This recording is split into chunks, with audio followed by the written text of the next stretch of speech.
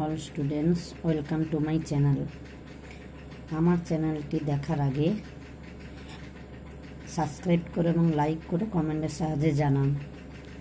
আগের ক্লাসে আমি সেন্টেন্স বা বাক্য কাকে বলে দিয়েছিলাম। এবারে আজকে আমি জানবো সেন্টেন্স মেকিং বা বাক্য গঠন।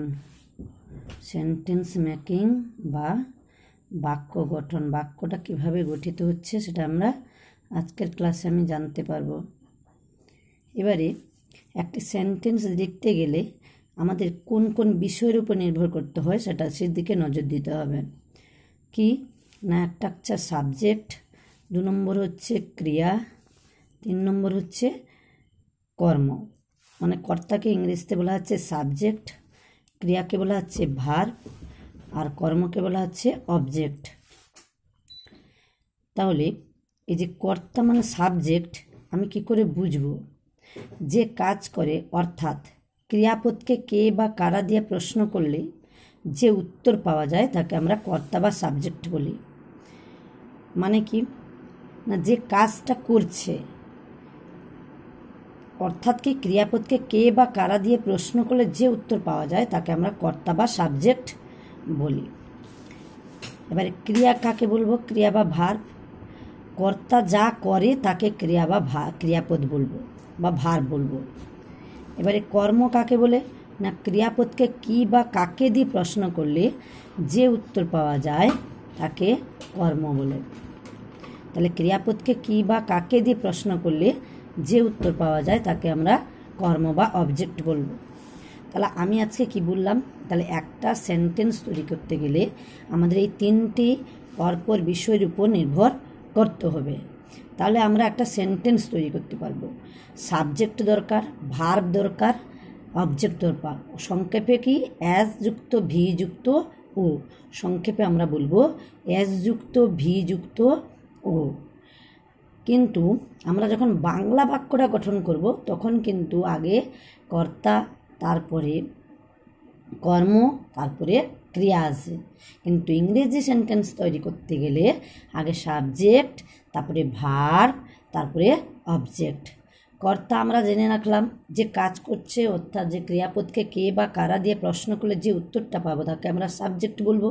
ক্রিয়া মানে কর্তা যা করে, অর্থাৎ কোনো কিছু কাজ করা বোঝালে তখন আমরা ভার্ব বা ক্রিয়াপদ বলবো। এবারে অবজেক্ট বা কর্ম কাকে বলবো? না, ক্রিয়াকে বা ক্রিয়াপদকে কি বা কাকে দিয়ে প্রশ্ন করলে যে উত্তর পাওয়া যায় তাকে আমরা কর্ম বলবো। এবারে একটা উদাহরণ সাহায্যে আমি এই গঠনটা কিভাবে হচ্ছে আমি বুঝিয়ে দিচ্ছি। তোমাদের আগে বলে দিচ্ছি, তোমাদের এটাকে আমরা সাবজেক্ট, এটা ভার্ব, এটা অবজেক্ট। এবারে আমি বলে দিচ্ছি একটা সেন্টেন্স তৈরি করতে হলে আগে আমরা একটা সেন্টেন্সের মধ্যে আমরা একটা ভার্বকে আগে খুঁজে নেব। তাহলে একটা ভার্ব খুঁজে নেব। ভার্ব আমরা কাকে বলবো বুঝে নিয়েছি। না, কোনো কিছু কাজ করা বোঝালে বা কর্তা যা করে তাকে আমরা ক্রিয়াপদ বলি। এখানে দেখো, আই মানে আমি, প্লে মানে খেলা করি, ক্রিকেট মানে ক্রিকেট। তাহলে আমি খেলা করি ক্রিকেট। দেখো এখানে কর্তা কি করে? খেলা করে। তাহলে কর্তা যা করে তাকে আমরা ক্রিয়াপদ বলি, অর্থাৎ কাজ করা বোঝালে। তাহলে এই যে খেলা করাটা, এটা তো একটা কাজ করা বোঝাচ্ছে, তাই এটাকে আমরা ভার্ব বলবো। কারণ কোনো কিছু কাজ করা বোঝালে তাকে আমরা ভার্ব বা ক্রিয়াপদ বলবো। এবারে আসবো আমরা সাবজেক্ট বা কর্তা কাকে বলবো। আমি বলেছি যে কাজ করে, কাজটা কে করছে? আমি করছি। কে কাজ করে? না, আমি করি। অর্থাৎ ক্রিয়াপদকে কে দিয়ে প্রশ্ন করো, কে খেলে? আমি খেলি। তাহলে ক্রিয়াপদকে কে বা কারা দিয়ে প্রশ্ন করলে যে উত্তরটা পাবো তাকে আমরা সাবজেক্ট বা কর্তা বলবো। তাহলে দেখো, কে খেলে? না, আমি খেলি। তাহলে এটাকে আমরা সাবজেক্ট বা কর্তা বলবো। তাহলে ক্রিয়াপদকে কে দিয়ে প্রশ্ন করলে আমরা উত্তরটা অবশ্যই পেয়ে যাচ্ছি, তাহলে এটাকে সাবজেক্ট আমরা বলবো। এবারে ক্রিয়াপদকে জিজ্ঞেস করো যে কি খেলি? ক্রিকেট খেলি। তাহলে এটা অবজেক্ট।